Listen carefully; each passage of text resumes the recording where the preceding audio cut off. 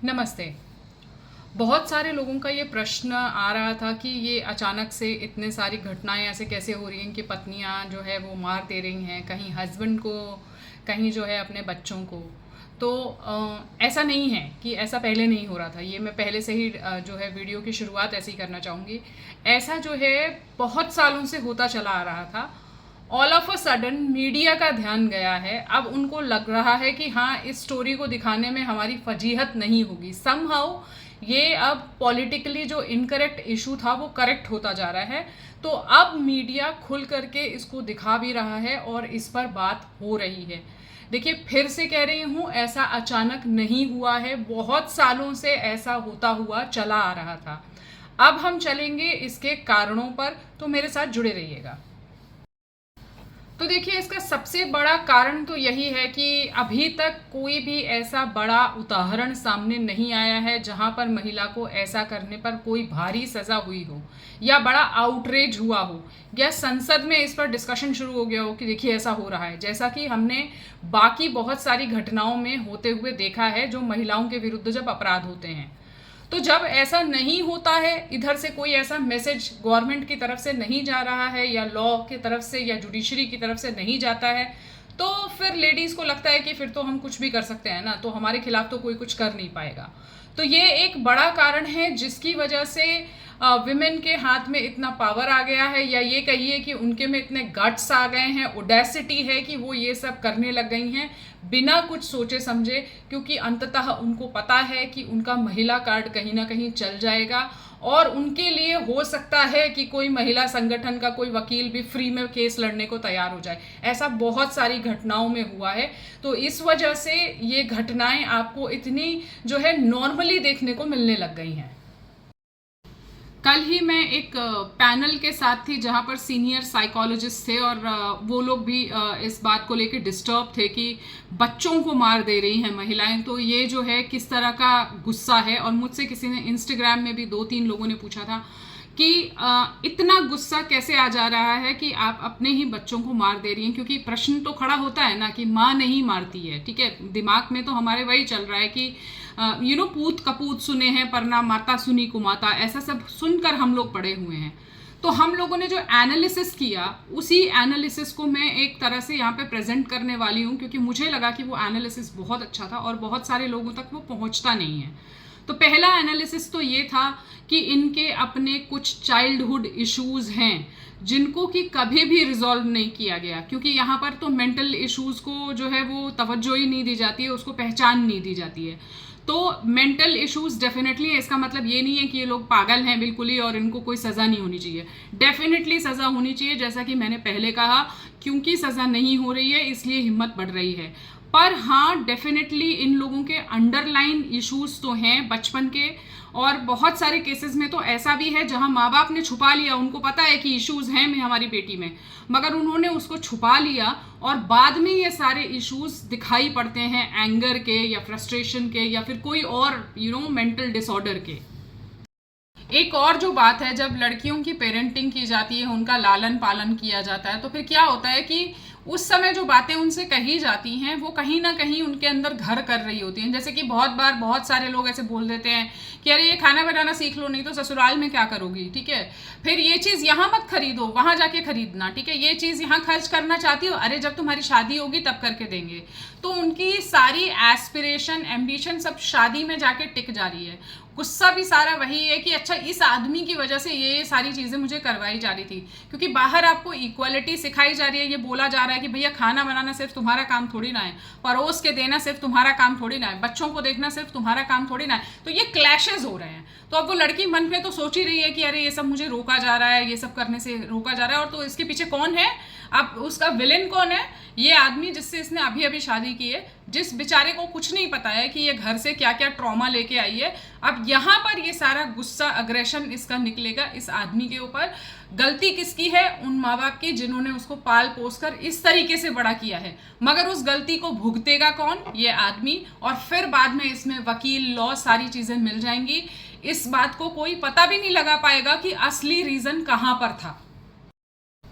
मेरे पास एक लड़का आया था जिसने मुझे बताया कि ऐसे उसकी वाइफ को ना एंगर इश्यूज़ हैं और अब वही जो हम अभी बात कर रहे हैं ना, वही सब वैलिडेट हुआ। और ये एंगर इश्यूज, मतलब ये लड़का थोड़ा बैलेंस्ड और समझदार था, जिसको समझ में आ रहा था कि ये घर छोड़ के गई है, फिर से आएगी किसी दिन, तो जब मन कर रहा था तब घर छोड़ के जा रही थी। और घर में ऐसी कोई प्रॉब्लम नहीं थी, सास ससुर कहीं दूर रहते हैं, ननद देवर कोई है नहीं, यही दोनों हैं, दोनों कमाते हैं। वहाँ पर खाना बनाने वाला भी लगा हुआ है, कोई ना कोई जो है हाउस हेल्प भी आती है, तो बेसिकली कोई काम नहीं है घर में। ये सारी आइडियल सिचुएशंस के होते हुए भी ये दोनों साथ में नहीं रह पा रहे हैं, क्योंकि इस लड़की के कोई ना कोई इश्यूज हैं जो रिजॉल्व नहीं हुए हैं।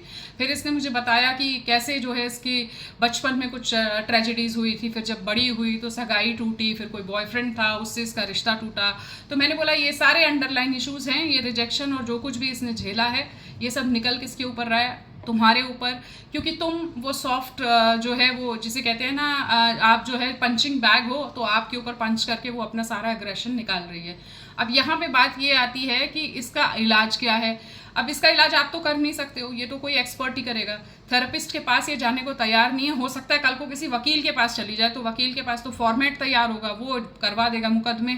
तो यहाँ पर ये सारी चीज़ें होती हैं, और इसी में कहीं कहीं बातें इतनी बिगड़ जा रही हैं कि मर्डर तक नौबत आ रही है, जो कि हम आजकल सुन रहे हैं। यहाँ पर बहुत सारी ऐसी भी महिलाएं हैं जो सुसाइड के लिए भी उकसा देती हैं आदमी को। वो ऑलरेडी बहुत ज़्यादा डिप्रेस्ड हो जाता है, और फिर ये लोग कुछ ऐसा काम करती हैं कि वो सुसाइड की तरफ चला जाता है। तो this is one of the many reasons जहाँ पर एंगर इश्यूज हैं, और उनको कभी भी सॉल्व नहीं किया गया, ना ही कभी पहचाना गया, रिकॉग्नाइज भी नहीं किया गया कि ये एक इशू है। अब आपने वो वाला किस्सा भी सुन ही लिया होगा, घटना इतनी प्रोमिनेंट थी जहाँ पर माँ ने जो है अपने बेटे को इसलिए मार दिया क्योंकि वो कपड़ों के लिए टोक रहा था। यहाँ पर भी इस महिला को डेफिनेटली पहले भी टोका गया होगा, और उसके दिमाग में ये आ गया कि अच्छा पहले तो ये लोग टोकते थे, अब ये भी टोकने लगा, तो अब वो सारा जो दबा हुआ गुस्सा वुस्सा सब इसके ऊपर निकला है। मर्डरर वो है, एज आई सेड, एक एग्जाम्पल प्रेजेंट करना पड़ेगा कि भाई हम इसको फांसी की सज़ा दे रहे हैं, ये कोई बात नहीं हुई, ठीक है। लेकिन आप एक अंडरलाइन जो इश्यूज़ के साथ साथ चल रहा है वो आप देखिए कि एक महिला जो 10-12 साल पहले तक, 12 साल मान के चलते हैं, पूरे कपड़ों में अपने आप को कॉन्फिडेंट महसूस करती थी, उसको अचानक ऐसा क्या हो गया है कि कम कपड़ों में कॉन्फिडेंस आ रहा है। इस पर एक जांच होनी, एक जो है एनालिसिस होनी, रिसर्च होनी बहुत ज़रूरी है। ऐसा कैसे वैल्यू सिस्टम चेंज हो गया ऑल ऑफ अ सडन, कैसे मीडिया भी उसको प्रेजेंट करने लगा, सब कुछ ऐसे बात करने लगे कि कपड़ों से कोई फ़र्क नहीं पड़ता। मगर आप देखिए कि इतना फ़र्क पड़ा है कि एक बच्चे ने माँ को टोका क्योंकि उसको अच्छा नहीं लगा। और यहाँ पर जो है ऐसा है भी कि आप जब वैसे कपड़ों से निकल रहे हैं तो लोग आपको ऐसी नज़रों से देखेंगे, तो किसी बच्चे को अच्छा नहीं लगेगा, या भाई को अच्छा नहीं लगेगा, या फादर को अच्छा नहीं लगेगा, तो भाई बहनों, माँ को भी नहीं अच्छा लगेगा वैसे देखा जाए। मैं अभी से 12-13 साल पहले की बात कर रही हूँ, मगर है तो ये, क्योंकि इस बच्चे के मन में भी आया, ये अभी भी है कहीं ना कहीं। तो कैसे इतना वैल्यू सिस्टम चेंज हो गया कि इन लड़कियों को अपने कपड़े ज़्यादा प्यारे हो गए, अपना बच्चा प्यारा नहीं रहा। क्या हम इतना ज़्यादा मटेरियलिस्टिक हो गए हैं कि हम जो है अब ये करने लगेंगे कि भाई नहीं, हमको अपने मर्जी के कपड़े पहनने, तो मतलब हत्या तक बात पहुंच रही है। तो ये एक बहुत बड़ा जो है वो है साइन है, एक बहुत ही बड़ी खतरे की घंटी है जिस पर बात होनी चाहिए और बात नहीं हो रही है।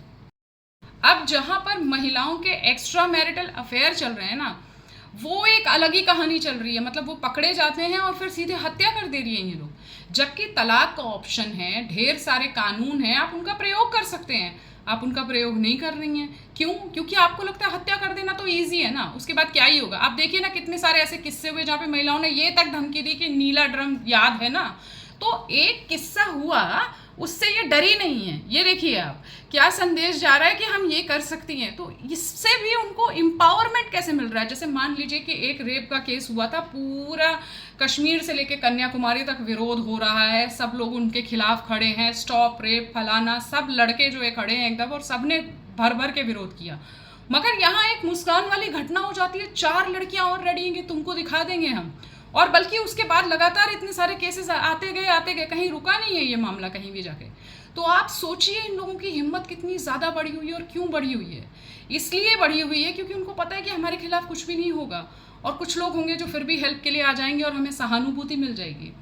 As a society, as a person, आपको सोचना पड़ेगा कि इन लोगों के लिए हत्या करना या आत्महत्या के लिए उकसा देना इतना आसान क्यों है।